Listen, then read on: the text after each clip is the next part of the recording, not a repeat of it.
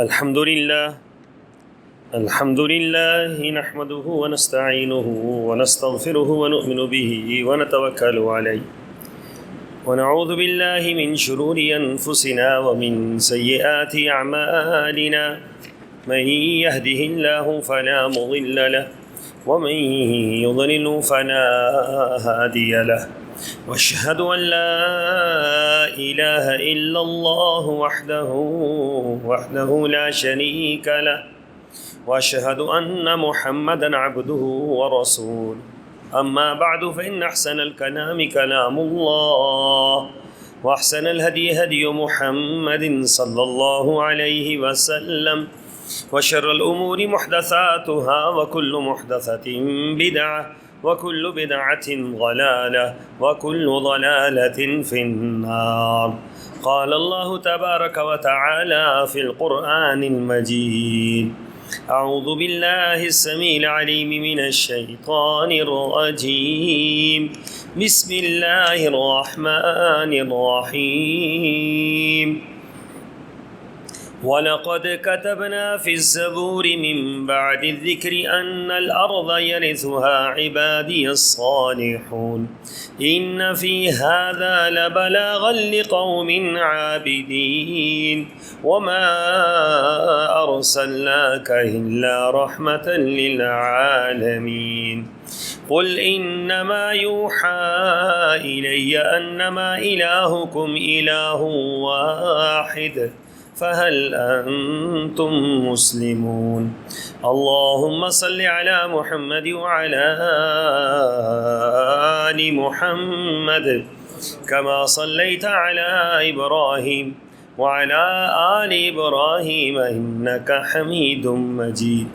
اللهم بارك على محمد وعلى آل محمد كما باركت على إبراهيم وعلى آل إبراهيم إنك حميد مجيد. سبحانك لا علم لنا إلا ما علمتنا إنك أنت العليم الحكيم.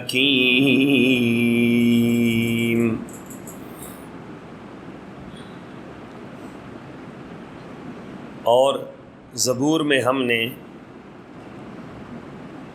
نصیحت کے بعد یہ لکھ دیا تھا کہ زمین کے وارث میرے نیک بندے ہوں گے، اور بلا شبہ اس سے ارشاد الہی میں عبادت گزاروں کے لیے بہت بڑی خبر ہے. اور اے محمد صلی اللہ علیہ وسلم، ہم نے آپ کو تمام دنیا والوں کے لیے رحمت بنا کر بھیجا ہے، اور آپ ان سے کہہ دیجئے کہ میری طرف جو وحی کی جاتی ہے وہ یہ ہے کہ تمہارا الہ صرف ایک الہ ہے.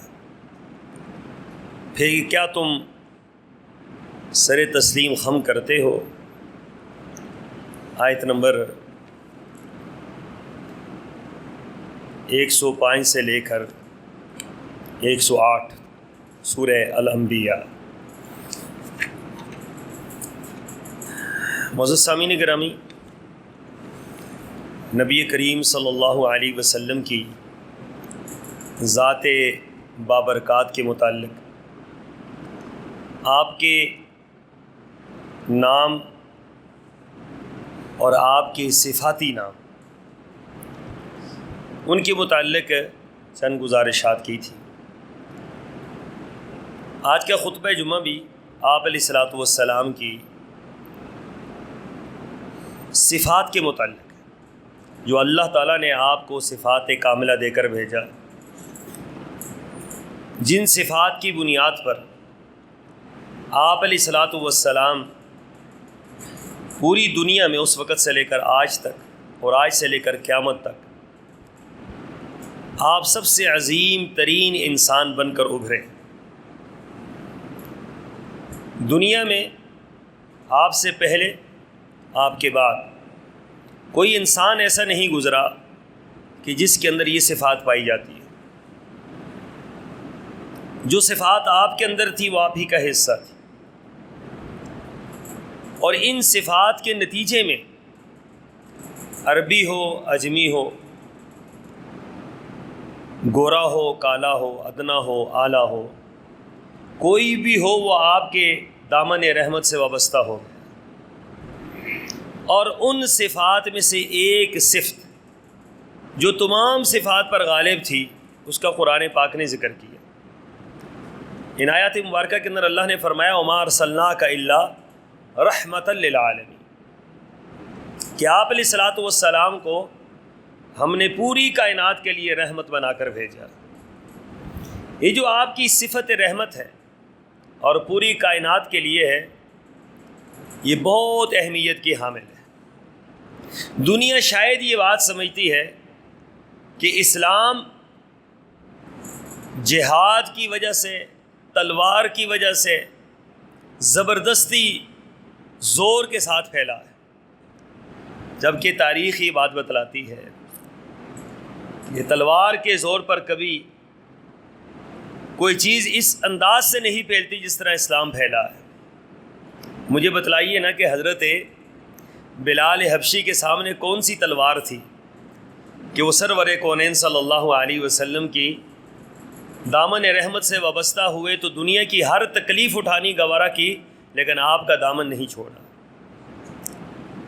حضرت سمیہ کے سامنے کون سی تلوار تھی کہ جب آپ علیہ الصلوۃ والسلام پر ایمان لائیں تو پوری کا پورا خاندان ان کا قتل کر دیا گیا، اور خود حضرت سمیہ کو دو مخالف سمت اونٹوں کے درمیان باندھ کر دوڑا دیا گیا، اور دو حصوں میں حضرت سمیہ کو زندہ تقسیم کر دیا گیا۔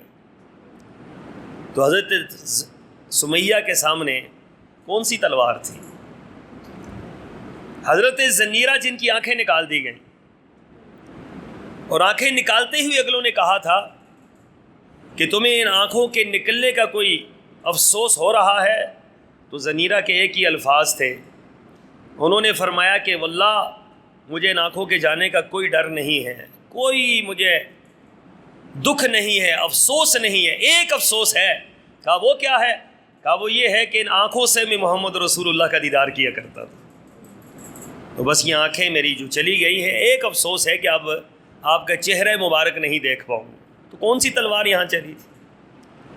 آل یاسر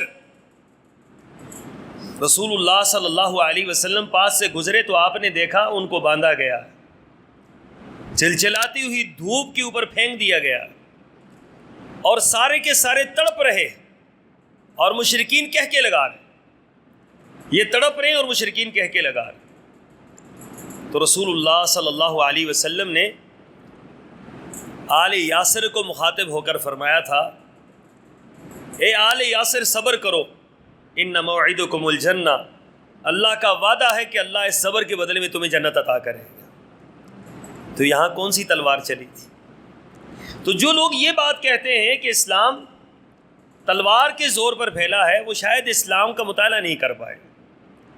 اسلام محمد رسول اللہ صلی اللہ علیہ وسلم کے اخلاق کے ذریعے پھیلا ہے، دلائل کی روشنی میں اسلام پھیلا ہے، دلائل کے انبار لگاتا ہے اسلام، اور جو دلائل دینے والا ہے اس کی شخصیت ایسی ہے، یہ دشمنوں سے پوچھ رہا ہے بتلاؤ لبثت فیکم عمرا، میں نے ایک عمر تمہارے درمیان گزاری۔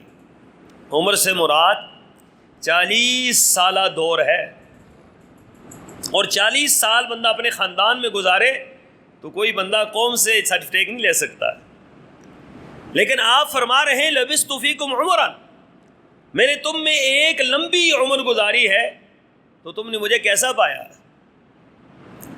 تو وہ بڑا مجمع جو سچ بولنے والے لوگ تھے، جو حق بولنے والے لوگ تھے، جو کسی کے چہرے کو دیکھ کر بات نہیں کرتے تھے، عربوں کا یہ خاصہ تو تھا اور ہے، تو انہوں نے سرور کونین صلی اللہ علیہ وسلم کے بارے میں کیا فرمایا کہ ہم نے آپ کو ہمیشہ سچ بولتے ہوئے پایا ہے اور امانت دار پایا ہے۔ سچائی یہ آپ کی زندگی کا ایک بہت اہم پہلو تھا، اور امانت کا اس قدر آپ کا خیال تھا کہ جب آپ کے دشمنوں نے آپ کو مکہ سے نکالا اور کوئی ایک بندہ آپ کا حامی نہیں تھا، تو حیران کن بات تھی کہ اس وقت بھی امانتیں محمد رسول اللہ صلی اللہ علیہ وسلم کے گھر میں رکھی ہوئی. ان کو یہ معلوم تھا کہ آپ ایسے امین ہیں کہ آپ کبھی کسی امانت میں خیانت نہیں کرتے. تو آپ علیہ الصلوۃ والسلام جاتے ہوئے حضرت علی کی ڈیوٹی لگا کے جا رہے ہیں. علی میں تو جا رہا ہوں، اب بندہ دشمنوں کے شہر سے جا رہا ہو اور دشمنی کی بنیاد پہ جا رہا ہو اور تنگ ہو کر جا رہا ہو، تو اس حالت میں بندہ اگلے کا مال واپس کرتا ہے، اگلے کی امانتیں واپس کرتا ہے. قربان جائے محمد رسول اللہ صلی اللہ علیہ وسلم کی ذات مبارکہ پر کہ آپ نے فرمایا علی ایک ایک شخص کی امانتیں واپس کر کے پھر تم نے ہجرت کرنی، اس سے پہلے واپس نہیں آنا. کہیں ایسا نہ ہو کہ کسی کی امانت ہمارے کھاتے میں رہ جائے. تو رسول اللہ صلی اللہ علیہ وسلم کا جو دین پھیلا ہے وہ دلائل کی بنیاد پہ پھیلا، وہ آپ کے اخلاق کی وجہ سے پھیلا ہے. جو آپ کے سے ایک مرتبہ مل گیا وہ واپس آپ سے پلٹا نہیں. قریش نے ایک شخص کو رسول اللہ صلی اللہ علیہ وسلم کے قتل پر آمادہ کیا، اور یہ قتل کرنے کے لیے مکہ سے چلا اور مدینہ طیبہ پہنچا. آپ علیہ الصلوۃ والسلام گھر سے باہر نکلے تو یہ آپ کے پیچھے آیا. کہتا ہے میں نے تلوار کو سونتا ہوا ہے اور زہر لگائی ہوئی ہے کہ اگر اس کا کونا بھی چپ جاتا تو محمد صلی اللہ علیہ وسلم دنیا سے چلے جاتے. تو کہنے لگے کہ جب میں قریب پہنچا تو آپ علیہ الصلوۃ والسلام نے آواز دی اور مجھے کہا کہ بتلاؤ کس ارادے سے آئے. تو کہتے ہیں کہ میں نے آپ کے چہرے کی طرف نہیں دیکھا، تو پھر کہا میری کنیت سے مجھے پکارا کہ بتلاؤ کس ارادے سے آئے ہو. تو کہنے لگا جی آپ کے قتل کرنے کے ارادے سے آیا. سامنے کھڑے ہو کر یہ بات کہہ دی آپ کے قتل کے ارادے سے آیا. تو فرماتے میرے قریب آؤ. قریب آیا، اب ہاتھ میں تلوار موجود ہے اور ننگی تلوار ہے اور دشمن کو قریب بلایا، اور فرماتے ہیں کہ جب مجھے قریب بلایا تو میرے سینے پر ہاتھ رکھا اور دعا دی اے اللہ اس کے سینے کو اسلام کے لیے کھول دے. کہتے ہیں یہ لفظ کہنے کی دیر تھی اللہ نے میرے رخ ہی بدل دیا، اللہ نے میرا نظام ہی بدل دیا، اندر کی دنیا ہی بدل گئی. بس اتنا جملہ کہنے کی ضرورت کہ میرے سینے پہ ہاتھ رکھ کر یہ دعا کی اور میرا سینہ کھل گیا. اور چند لمحے پہلے جن کو میں دشمن سمجھتا تھا، کائنات کی سب سے عظیم ترین انسان میری نظر میں محمد رسول اللہ صلی اللہ علیہ وسلم تھے. تو آپ علیہ الصلوۃ والسلام کی جو رحمت اللہ عالمین کی صفت تھی، اس نے تو دنیا میں کمال کر دکھلایا. آپ دیکھیں مکہ فتح ہوتا ہے اور آپ علیہ الصلوۃ والسلام فاتح کی حیثیت سے داخل ہوتے ہیں اور لوگ یہ نعرے لگا رہے ہیں نوجوان، الیوم یوم الملحمہ، آج کا دن تو گھمسان کی لڑائی کا دن ہے. انہوں نے ہمیں یہاں سے نکالا تھا، انہوں نے ہمیں پریشان کیا تھا، یہ ہماری راہ میں روڑے اٹکاتے تھے، تکالیف دیتے تھے. آج تو گھمسان کا رن پڑے گا اور آج لڑائی ہوگی، آج بدلہ لیا جائے گا، ایک ایک شخص سے ہم بدلہ لیں گے. تو سرور کونین کی کان میں یہ بات پڑی کہ لوگ یہ بات کہہ رہے ہیں الیوم یوم الملحمہ، کہ آج تو گھمسان کی لڑائی ہوگی، خوفناک لڑائی ہوگی. تو آپ نے فرمایا نہیں، آج کا دن کیا ہے؟ الیوم یوم المرحمہ. دنیا والوں سن لو، آج کا دن تو رحمت کا دن ہے، آج کا دن رحمت کا دن ہے، آج کا دن جھگڑے کا دن نہیں ہے. اور آپ علیہ الصلوۃ والسلام کے سامنے دنیا بیٹھی ہے. ہم معاف کرتے ہوئے کسی کو کتنی جلدی کرتے ہیں، چھوٹی چھوٹی باتوں پر زندگی بھر ہم معاف نہیں کرتے، چھوٹی چھوٹی باتوں پر زندگی بھر کا تعلق کرتے ہیں. سرور کونین کے سامنے وہ لوگ موجود ہیں جنہوں نے آپ کو ستا کر یہاں سے نکالا تھا، وہ لوگ موجود ہیں جنہوں نے آپ کی بیٹی کا حمل گرا دیا تھا، وہ لوگ آپ کے سامنے موجود تھے جنہوں نے صحابہ کرام کو قتل کیا تھا. خبیب بن عدی جیسے مظلوم صحابی کو جنہوں نے قتل کیا تھا وہ لوگ موجود تھے اور گردنیں جھکا کر سامنے بیٹھے تھے. اور پھر آپ علیہ الصلوۃ والسلام پوچھ رہے ہیں اب بتلاؤ میں تمہارے ساتھ کیا سلوک کروں. نبی میں اور بادشاہ میں یہی فرق ہوتا ہے. بادشاہ انتقام لیتا ہے، بادشاہ اپنی عوام کو دیکھتا ہے میری عوام کیسے خوش ہوگی. بادشاہ کوئی اس وقت روح رعایت نہیں لیتا، کیوں؟ اس کا روب اور دبدبہ جم جائے. لیکن قربان جائے محمد رسول اللہ صلی اللہ علیہ وسلم کی ذات، آپ رحمت للعالمین ہیں. اور آپ مخاطب ہو کر پوچھ رہے ہیں بتلاؤ آج تمہارے ساتھ کیا سلوک کیا جائے. تو سامنے بیٹھے ہوئے جانتے تھے نا کہ آپ کون ہیں, حسب نسب بھی جانتے تھے, اخلاق سے بھی واقف تھے, عادات سے بھی واقف تھے, معاملات سے واقف تھے. تو کہنے لگے کریم ابن الکریم ابن الکریم ابن الکریم, آپ تو کریم ہیں, آپ کے والد کریم تھے, آپ کے دادا کریم, آپ کا پورا خاندان جو ہے کرم کرنے والا ہے, جو سلوک کرے ہم آپ کے سامنے ہیں. تو آپ نے کیا فرمایا؟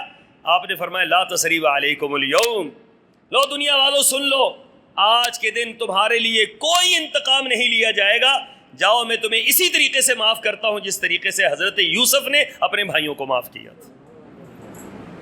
دنیا نے شاید یہ نظارہ نہ دیکھا ہو. ابو سفیان کو آپ جانتے ہیں, یہ ابو سفیان رضی اللہ تعالیٰ عنہ جو بعد میں مسلمان ہوئے اور فتح مکہ کے موقع پر مسلمان. تو آپ علیہ الصلوۃ والسلام پر جو ابو سفیان کے حملے تھے, یہ تو وہ تھے نا جو آپ کے سسر بھی تھے, ام حبیبہ کے والد, ام المؤمنین حضرت ام حبیبہ کے والد گرامی. یہ ام حبیبہ کو ملنے کے لیے آئے رسول اللہ صلی اللہ علیہ وسلم کے گھر میں. تو سسر کا رشتہ تو تھا, ٹھیک ہے وہ دشمن تھے لیکن سسر کا رشتہ تو تھا. تو ام حبیبہ چرپائی بچھی ہوئی ہے, رسول اللہ کی چادر مبارک اوپر موجود ہے. تو ابو سفیان آئے اور جیسے بیٹھنے لگے تو بیٹی کہتی ہے والد سے ذرا تھوڑا سا صبر کریں. پیچھے ہٹ گئے, یعنی کہ ہو سکتا ہے چادر کو ٹھیک کر رہی, اوپر اور چادر بچھا رہی ہو, والد آیا ہے. انہوں نے کیا چادر اٹھا لی, ننگی چارپائی پر کہا ابو جان آپ بیٹھ جائیں. بڑا حیران ہوا, زیرک انسان تھا, سردار تھا, قوم کا بڑا تھا. کہنے لگی بیٹی یہ بتلاؤ میں اس چادر کے قابل نہیں ہے, یہ چادر میرے قابل نہیں. بعض اوقات ایسے بھی ہوتا ہے نا کہ کہتے ہیں یہ چادر آپ کے قابل نہیں ہے, اتنی خاص چادر نہیں, اتنا کپڑا اچھا نہیں ہے کہ آپ کو پہنایا جائے. تو اس نے سوچا کہ شاید یہ چادر میرے قابل نہ ہو, لیکن ساتھ یہ بھی کہہ دیا کہ ہو سکتا ہے میں اس کے قابل نہ ہوں. تو پوچھا بیٹی یہ کیا معاملہ ہے؟ کہا کہ یہ محمد رسول اللہ صلی اللہ علیہ وسلم کی چادر ہے, اللہ کے حبیب کی چادر کے اوپر اللہ کا دشمن بیٹھے میں اس کو گوارا نہیں کر سکتی. یہ کون کہہ رہی تھی؟ یہ ام حبیبہ کہہ رہی تھی اپنے باپ کو, والد کو. ایک بیٹی اپنے باپ سے کیا تعلق رکھتی ہے اور ایک بیٹی اپنے خاوند سے کیا تعلق رکھتی ہے. یہاں جو خاوند کا تعلق تھا وہ کس بنیاد پر تھا؟ وما ارسلناک الا رحمت للعالمین. کہ آپ نے پوری زندگی اپنی ازواج مطہرات میں سے کسی ایک خاتون کو آپ نے پوری زندگی گالی نہیں دی, آپ نے کسی بیوی کو مارا نہیں, آپ نے ڈانٹا نہیں, آپ نے جھڑکا تک نہیں. یہاں تک کہ ایک مرتبہ حضرت عائشہ صدیقہ رضی اللہ تعالیٰ عنہ فرماتی میری زبان سے ایک جملہ نکل گیا, اور جملہ یہ تھا حضرت صفیہ کے بارے میں کہ چھوٹے قد کی بالغ. تو رسول اللہ صلی اللہ علیہ وسلم کا چہرہ مبارک سرخ ہو گئے اور میں پریشان ہو گئی. تو مجھے کہنے لگے اے عائشہ تو نے زبان سے ایسا جملہ نکالا ہے, اگر اس جملے کو سمندر کے اندر ڈال دیا جائے تو سمندر بھی اس کی کڑواہٹ سے کڑوا ہو جائے. اتنا بڑا جملہ تم نے کہہ دیا. لیکن آپ علیہ الصلوۃ والسلام نے اس اگلی بات نہیں فرمایا, عائشہ استغفار کرو, عائشہ توبہ کرو, عائشہ اللہ سے رجوع کرو. عائشہ یہ کیسا جملہ تم نے کہہ دیا؟ تو رسول اللہ صلی اللہ علیہ وسلم مکہ میں جب داخل ہوئے تو آپ کو بتلایا گیا کہ ابو سفیان اسلام قبول کرنا چاہتے ہیں. آپ نے فرمایا ٹھیک, اسلام قبول کر لیا. تو جب اسلام قبول کر لیا تو آپ علیہ الصلوۃ والسلام سے کہا اے اللہ کے رسول ابو سفیان بڑا آدمی ہے, اس کو کوئی احساس بھی تو دے دینا. اب دیکھیں دشمن آیا ہے اور دشمن نے اسلام قبول کیا, اور اس کے بعد کہا جا رہا ہے کہ اس کو کوئی انعام بھی تو دیں. تو آپ علیہ الصلوۃ والسلام نے کیا انعام دیا؟ آپ نے فرمایا جو ابو سفیان کے گھر میں داخل ہوگا اس کے لیے امن و امان ہے, اس سے کوئی بدلہ نہیں لیا جائے گا, کوئی تعرض نہیں کیا جائے گا. ابو سفیان کا گھر جو چند لمحے پہلے دشمن کا گھر تھا آج وہ دارالامن قرار پایا ہے. یہ رسول اللہ صلی اللہ علیہ وسلم کی عظمت کی دلیل. وما ارسلناک الا رحمت للعالمین. آپ علیہ الصلوۃ والسلام کی رحمت کسی ایک کے لیے تو نہیں تھی کہ کسی ایک فرد کے لیے ہو, کسی ایک قوم کے لیے ہو. ہم اپنے بچوں سے تو پیار کرتے ہیں, دوسرے کے بچوں سے, ہم اپنے دوستوں سے تو پیار کرتے ہیں, عام لوگوں سے, ہم اپنے خاندان سے تو محبت رکھتے ہیں, عام لوگوں سے. سرور کونین صلی اللہ علیہ وسلم کا معاملہ یہ تھا کہ آپ دنیا کے ہر انسان سے یکساں ہی معاملہ رکھتے تھے۔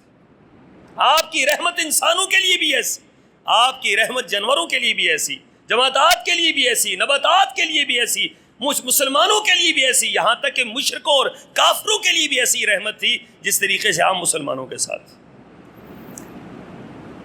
یہ مشرک تھے یہ لوگ جن کے لیے آپ فرما رہے تھے کہ میں نے تمہیں معاف کر دیا ہے، اسلام تو انہوں نے بعد میں قبول کیا۔ تو رسول اللہ صلی اللہ علیہ وسلم کی صفت رحمت یہ تھی کہ آپ خود بھوکے رہتے تھے، دوسروں کو کھانا کھلاتے تھے۔ کبھی ایسا نہیں ہوا کہ آپ نے پیٹ بھر کر کھانا کھایا ہو اور اصحاب صفہ بھوکے رہے۔ صحیح بخاری کی روایت میں حضرت ابو ہریرہ رضی اللہ تعالیٰ عنہ بیان فرماتے ہیں، بڑی عجیب روایت ہے، فرماتے ہیں کئی دن بیت گئے، اصحاب صفہ کے لیے، مدرسے کے بچوں کے لیے کھانا نہیں تھا۔ اور آپ حیران ہوں گے، یہ جو اصحاب صفہ تھے ان کا کھانا پتہ کہاں بنتا تھا؟ یہ 70 سے 80 افراد مسجد کے سامنے رہتے تھے، مسجد کے چبوترے کے اوپر۔ اس طرح یہ مسجد ہے اور اس سین کے ساتھ اوپر چبوترا بنا ہوا، آج بھی وہاں موجود ہے۔ اللہ تعالیٰ آپ سب کو لے کر جائے تو مدینہ طیبہ میں ریاض الجنہ کے ساتھ اصحاب صفہ کا چبوترا موجود ہے۔ اس چبوترے کے اوپر یہ اصحاب صفہ رہا کرتے تھے۔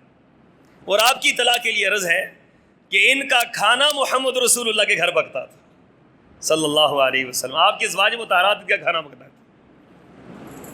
ان کے سارے اخراجات رسول اللہ کے گھر سے جاتے تھے، ان کی ساری ضروریات اللہ کے رسول کے گھر سے جاتی۔ تو آپ علیہ الصلوۃ والسلام ایک مرتبہ حضرت ابو ہریرہ کہتے ہیں رضی اللہ تعالیٰ، فرمایا کئی دن بیت گئے، آپ کے گھر کے اندر ہے ہی کچھ نہیں اور ہم بھی بھوکے ہیں۔ تو میں آیا لڑکھڑاتا ہوا، ڈگمگاتا ہوا، میرے اوپر غشی طاری ہو رہی تھی، بھوک سے بعض وقت غشی طاری ہوتی ہے۔ اللہ تعالیٰ آپ کو یہ دن نہ دکھلائے، یہ بڑے ہولناک دن ہوتے ہیں انسان کے لیے۔ بھوک سے سب سے زیادہ انسان، رسول اللہ صلی اللہ علیہ وسلم نے فرمایا نا، یہ فقر و فاقہ انسان کو کفر تک پہنچا دیتا ہے۔ وہ انسان، رسول اللہ صلی اللہ علیہ وسلم کے صحابی فرماتے ہیں کہ میں عجیب حالت تھی، میرے پہ غشیاں طاری ہو رہی تھی، اور کبھی کبھار بازار میں غشی طاری ہوتی، گر جاتا۔ لوگ کہتے کہ ابو ہریرہ کو مرگی آ گئی ہے، کہتے رب کعبہ کی قسم مرگی نہیں آتی تھی، مجھے بھوک کی وجہ سے غشی طاری ہوتی، اور لوگ کہتے تھے مرگی آ گئی۔ تو سرور کونین صلی اللہ علیہ وسلم کے پاس آئے، کہنے لگے اللہ کے رسول بہت حالت خراب ہے اور کئی دن سے بھوکا ہوں، اور اصحاب صفہ کا نام ہی نہیں لیا اس وجہ سے کہ میں بھوکا تھا۔ ہوتا تو ایسے ہی ہے نا عام طور پر کہ بندہ خود بھوکا ہو دوسرے کو بھول جاتا ہے۔ تو کہنے لگے کئی دن سے بھوکا ہو۔ ایک دودھ کا پیالہ آیا، ایک پیالہ، اور وہ اللہ کے رسول صلی اللہ علیہ وسلم کو پیش کیا گیا کہ آپ اس سے نوش فرمائیں۔ تو آپ نے فرمایا نہیں، میرے صحابہ اصحاب صفہ پہ رہنے والے، چبوترے پہ رہنے والے طالب علم وہ بھوکے ہوں اور محمد رسول اللہ صلی اللہ علیہ وسلم نوش فرما لیں، یہ کیسے ہو سکتا ہے؟ یہ وہ لیڈر تھے کہ جن کی وجہ سے دنیا کے اندر اسلام اور دین پھیلا۔ لوگوں نے اپنی نگاہوں سے یہ مناظر دیکھے، اپنے بچوں سے بڑھ کر، اپنے گھر والوں سے بڑھ کر وہ ان لوگوں سے محبت کرنے والے تھے۔ حریص علیکم، عزیز علی، حریص علیکم بالمؤمنین رؤوف الرحیم۔ آپ ہر وقت ان کا خیال کرتے تھے کہ ان کی کوئی ضرورت رہ نہ جائے۔ تو فرمایا ابو ہریرہ دودھ کا پیالہ آ گیا ہے، کہا ان کو اللہ کے رسول کیا کروں؟ تو فرمایا جاؤ اصحاب صفہ کے 70 صحابہ کو بلا کر لے آؤ، 70 طالب علموں کو۔ ابو ہریرہ رضی اللہ تعالیٰ عنہ فرماتے ہیں کہ میں تو پریشان ہو گیا، لو جی ایک دودھ کا پیالہ ہے اور میں بھوک سے مر رہا ہوں، اور اوپر سے 70 ان کو بھی بلا لیں تو کام تو ہو گیا، ایک ایک گھونٹ بھی نہیں آئے گا، ایک ایک قطرہ بھی نہیں آئے گا۔ لیکن رحمت دو عالم کا ارشاد تھا، کہتے ہی چلا گیا، جا کر ان کو بلا لایا۔ اب رسول اللہ صلی اللہ علیہ وسلم فرما رہے ہیں ابو ہریرہ تم ہی ان سب کو پلاؤ۔ کہتے ہیں کہ مجھ سے تو اٹھا نہیں جا رہا تھا، پیالہ لیا اور پلانا شروع کر دیا، اور اللہ کے رسول صلی اللہ علیہ وسلم ہر ایک اصحاب صفہ کے طالب علم کو کہنے خوب سیر ہو کر پیو۔ حضرت ابو ہریرہ فرماتے ہیں جب وہ پیتے تھے نا، میں اندر دیکھتا تھا جھانک کر کہ یہ تو گیا، ختم ہو گیا۔ کہتے ہیں کہ جب بھی کوئی منہ سے لگاتا تو پیالہ بھرا ہوا ہوتا، جب منہ سے ہٹاتا تو پھر بھی پیالہ بھرا ہوا ہوتا، پیالہ نیچے نہیں آتا تھا، دودھ نیچے نہیں آتا تھا۔ دودھ وہی ہے، سرور کونین کا حکم ہے اور میں پلائے جا رہا ہوں۔ 70 صحابہ نے پی لیا اور دودھ کا پیالہ لبالب بھرا ہوا ہے۔ اب حضرت ہریرہ فرماتے ہیں اللہ کے رسول یہ لیجئے. فرمایا نہیں، آپ بھی تو بھوکے ہی تھے نا، آپ بھی تو پیاسے ہی تھے نا، آپ علیہ الصلوۃ والسلام کی ضرورت بھی تو تھی. فرمایا نہیں ابو ہریرہ اب تم پیو. حضرت ابو ہریرہ فرماتے ہیں میں نے آپ کے حکم کی تعمیل میں پینا شروع کر دیا، اور کہتے ہیں کہ خوب پیا میں نے. پہلی گھونٹ میں اتنا میں نے لمبا گھونٹ بھرا، اور پھر فرماتے ہیں کہ جب میں نے منہ ہٹایا تو رسول اللہ صلی اللہ علیہ وسلم مسکرا رہے تھے. فرمایا ابو ہریرہ اور پیو. فرمایا پھر میں نے پیا.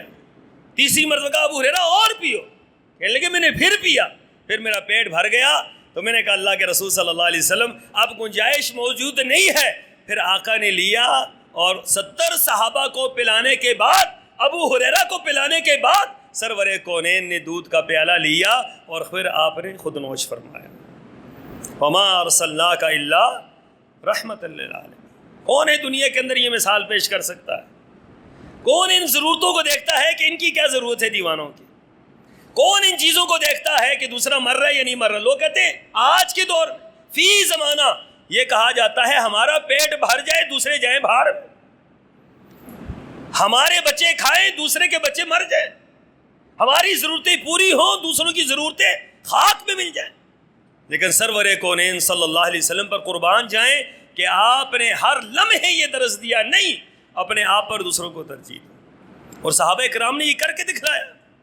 رسول اللہ صلی اللہ علیہ وسلم کے پاس ایک مہمان آیا، گھر کے اندر آپ نے پیغام بھیجا کوئی پکا ہوا ہے لے آؤ. گھر کے اندر کہا بھی کچھ بھی نہیں، آج تو 3 دن سے ہے ہی کچھ نہیں. تو فرمایا اس طرح مسجد میں بیٹھے ہوئے کہا کہ کون ہے جو رسول اللہ کے اس مہمان کو کھانا کھلا دے، میں جنت کی بشارت دیتا ہوں. ایک کھانے پہ جنت کی بشارت ملتی تھی، ایک کھانے پہ. وجہ کیا تھی؟ کہ کھانا ملتا ہی نہیں تھا. اب ایک صحابی اٹھے، انہوں نے نہیں پوچھا کہ گھر میں کیا ہے کیا نہیں ہے، پکڑا گھر لے گئے. بیوی سے جا کر کہا کیا ہے گھر کے اندر پکا ہے؟ کہا کچھ بھی نہیں، آپ کو پتہ ہے ہمارے لیے تو ہے ہی کچھ نہیں. بچوں کا کھانا ہے. کہا بچوں کا کھانا اس کو کھلا دیتے. بچوں کا کھانا رسول اللہ کے مہمان کو کھلائیں گے، اللہ کے رسول راضی ہوں گے، ہماری بخشش ہو جائے گی. اب بچوں کا کھانا کھلا دیا، رات کی تاریکی میں کھلایا، چراغ بجھا کر کھلایا. صبح سب فجر کی نماز پڑھنے کے لیے آئے، میرے رب نے قرآن نازل کیا وَمَن یُوقَ شُحَّ نَفْسِهِ فَأُولَٰئِکَ هُمُ الْمُفْلِحُونَ. بلایا طلحہ ادھر آؤ. کہا رات کو تو نے کیا عمل کیا؟ کہا میرا اللہ جانتا ہے. کہا میرے رب نے آسمان سے وحی نازل کی ہے کہ اللہ تو اس سے راضی ہو گیا، اللہ تو اس سے راضی ہو گیا. کیوں؟ تو نے اپنے نفس کو پیچھے کیا اور دوسرے کی ضرورت کا خیال رکھا. وَمَا أَرْسَلْنَاكَ إِلَّا رَحْمَةً لِّلْعَالَمِينَ. آپ علیہ الصلوۃ والسلام چاہتے تھے کہ امت کے لوگوں کو یہ حکم دیا جائے کہ آپ مسواک کریں. اور مسواک آپ کیسے کرتے تھے؟ آپ ہر نماز کے ساتھ مسواک کرتے تھے. نماز سے پہلے مسواک کرنا، نماز کے بعد مسواک کرنا، سوتے ہوئے مسواک کرنا، اٹھتے ہوئے مسواک کرنا، سفر میں مسواک کرنا، حضر میں مسواک کرنا، وضو سے پہلے مسواک کرنا، وضو کے بعد مسواک کرنا، یہاں تک کہ مصلی پر کھڑے ہو کر آپ علیہ الصلوۃ والسلام مسواک کرتے تھے. مرض الوفات میں آپ علیہ الصلوۃ والسلام کی حالت یہ نہیں تھی کہ آپ مسواک کر پاتے، لیکن آپ نے مسواک منگوائی اور آپ چبانے لگے تو چبا نہیں سکے. تو آپ نے حضرت عائشہ سے کہا کہ عائشہ اس کو چبا کر دو. حضرت عائشہ نے چبایا اور چبا کر رسول اللہ کو دیا. تو حضرت عائشہ صدیقہ یہی فرمایا کرتی تھی کہ میری خوش نصیبی یہ ہے کہ آخری وقت میں رسول اللہ صلی اللہ علیہ وسلم نے جو مسواک کیا وہ میرا چبایا ہوا، میرا لعاب اور آپ کا لعاب ایک جگہ پر مل گیا. میرا گھر تھا، میری گود تھی، رسول اللہ دنیا سے گئے. تو آپ علیہ الصلوۃ والسلام کی مسواک کے ساتھ کتنا گہرا تعلق. آپ نے ہر لمحے امت کو درس دیا. یہ جو ٹوتھ پیسٹ ہے، فلاں ہے، یہ مسواک کا متبادل نہیں. چہرے کی صفائی مقصود ہے تو مسواک کے ذریعے ہے، یاد رکھیں. یہ ٹوتھ پیسٹ ہی تو بیماری ہے نہیں، اس کے اندر تو کئی قسم کی جو ہے خرابیاں ہیں. یہ مسواک کا متبادل نہیں ہے. لیکن رسول اللہ صلی اللہ علیہ وسلم نے کیا فرمایا؟ آپ نے فرمایا اگر میری امت پر مشکل نہ ہوتا تو میں ان کو حکم دیتا ہر نماز کے ساتھ، ہر وضو کے ساتھ مسواک کرتا. لیکن میری قوم کے لیے کیا ہو جائے گی؟ مشکل ہو جائے گی. میری قوم کر نہیں پائے گی مشقت کی وجہ سے، کہ کہیں مشقت میں مبتلا نہ ہو. تو میرے آقا نے کیا کیا ہے؟ مسواک کا حکم چھوڑ دیا. حکم نہیں دیا، فضیلت اس کی بیان فرما دی. حکم نہیں دیا. اگر حکم دیتے تو آپ میں سے کوئی شخص بھی مسواک کے بغیر کوئی نماز نہ پڑھ سکتا. کوئی وضو نہ کر سکتا لیکن مسواک میسر نہ آتی، پھر کیا ہوتا؟ مشقت ہوتی۔ تو آپ نے فرمایا کہ مشقت ہوگی میری امت پر، اس بنا پر میں مسواک کا حکم نہیں دیتا۔ اسی طریقے سے آپ علیہ الصلوۃ والسلام عشاء کی نماز تاخیر سے پڑھنا چاہتے تھے کہ عشاء کی نماز کو مؤخر کیا جائے، ثلث اللیل تک مؤخر کیا جائے، لیکن فرمایا یہ لوگوں کے لیے مشقت ہے، اس لیے میں حکم کیا دے رہا ہوں کہ تھوڑا سا مؤخر کر دیا جائے، تھوڑا سا مؤخر کر دی، زیادہ مؤخر نہ کیا جائے عشاء کی نماز۔ ایسے نہ ہو کہ لوگ پریشان ہو جائیں اور یہ پریشانی مجھے گوارا، وما ارسلناک الا رحمۃ للعالمین۔ حضرت معاذ رضی اللہ تعالیٰ عنہ رسول اللہ کے پیچھے عشاء کی نماز پڑھتے اور اپنی قوم کو جا کر عشاء کی نماز پڑھاتے تھے۔ فرماتے ہیں کہ ایک مرتبہ میں نے قرات لمبی کی تو ایک بندہ پیچھے سے نماز چھوڑ کر چلا گیا۔ رسول اللہ کو شکایت ہوئی کہ ایک بندہ نماز چھوڑ کے چلا گیا، آپ نے بلایا تو نے نماز کیوں چھوڑی؟ کہا اللہ کے رسول صلی اللہ علیہ وسلم ہم دن بھر کھیتی باڑی کرتے ہیں، شام کو عشاء کی نماز پہ حضرت معاذ جو ہے سورہ بقرہ شروع کر دیتے ہیں، اب ان کی سورہ بقرہ نہیں ختم ہوتی اور ہماری جان نکل جاتی ہے، ہم تو تھکے ہارے ہوئے لوگ ہوتے ہیں۔ رسول اللہ صلی اللہ علیہ وسلم نے حضرت معاذ کو بلایا اور حضرت معاذ کو بلا کر کیا کہا؟ فرمایا فتان یا معاذ، اے معاذ تو نے لوگوں کو فتنے کے اندر مبتلا کر دیا۔ لمبی نماز پڑھانا جب لوگ بھاگ جائیں، اس نماز سے لوگ بھاگ جائیں، اس کو فتنہ قرار دیا گیا۔ اب اندازہ لگائیں کہ یہ رسول اللہ صلی اللہ علیہ وسلم لمبی نماز پڑھانے سے منع کر رہے ہیں، اور خود اللہ اکبر، خود آپ جب نماز اکیلے پڑھتے ہیں تو آپ کے پاؤں مبارک پر ورم آ جاتا ہے، پاؤں پھٹ جاتے ہیں، پاؤں خاک خون آلود ہو جاتے ہیں، لیکن آپ علیہ الصلوۃ والسلام نے امت کے لیے کیا کیا؟ آسانی پیدا کی کہ نہیں نماز ہلکی پڑھاؤ، اور باقاعدہ بتلایا سورہ غاشیہ پڑھاؤ، سورہ لیل، سورہ ضحیٰ، یہ صورتیں عشاء کی نماز میں پڑھایا کرو۔ کیوں؟ کہ لوگ تھکے ہوئے ہوتے ہیں۔ وما ارسلناک الا رحمۃ للعالمین۔ آپ علیہ الصلوۃ والسلام فرض نماز پڑھا رہے ہیں، جمعے کا دن ہے، بچوں کی رونے کی آواز آئی، نماز مختصر کر دی، نماز مختصر کر دی۔ کیوں؟ کہ بچے کی رونے کی وجہ سے ماں کو تکلیف ہوتی ہے، اور ماں کی تکلیف محمد رسول اللہ کو گوارا نہیں۔ ماں تکلیف میں مبتلا ہو اور رحمت للعالمین آگے کھڑے۔ آپ نے نماز مختصر کر دی اور فرمایا کہ جب بچہ روئے تو نماز مختصر کر دی، اور حکم یہی تھا کہ نماز کے ساتھ اختصار ہونا چاہیے۔ کیوں؟ اس کے اندر ضعیف بھی ہوتے ہیں، کمزور بھی ہوتے ہیں، بیمار بھی ہوتے ہیں، ضرورت مند بھی ہوتے ہیں، لہذا نماز کو فرمایا کہ اتنی لمبی نہ پڑھاؤ کہ لوگ نماز ہی سے بھاگ جائیں۔ تو یہ رسول اللہ صلی اللہ علیہ وسلم وما ارسلناک الا رحمۃ للعالمین۔ تو رحمت للعالمین کے اتنے واقعات ہیں کہ اگر بندہ سناتا رہے تو کئی جمعے اس پر گزر سکتے ہیں۔ ضرورت ثمر کی ہے کہ اللہ کے رسول صلی اللہ علیہ وسلم کی اس رحمت کو دنیا کے اندر پھیلایا جائے، اس رحمت کو عام کیا جائے، دنیا والوں کے سامنے یہ آسانیاں رکھی جائے، اور دنیا والوں کو رسول اللہ صلی اللہ علیہ وسلم کے ساتھ منسلک کیا جائے۔ اللہ مجھے اور آپ کو عمل کی توفیق عطا فرمائے۔ وآخر دعوانا ان الحمد للہ رب العالمین۔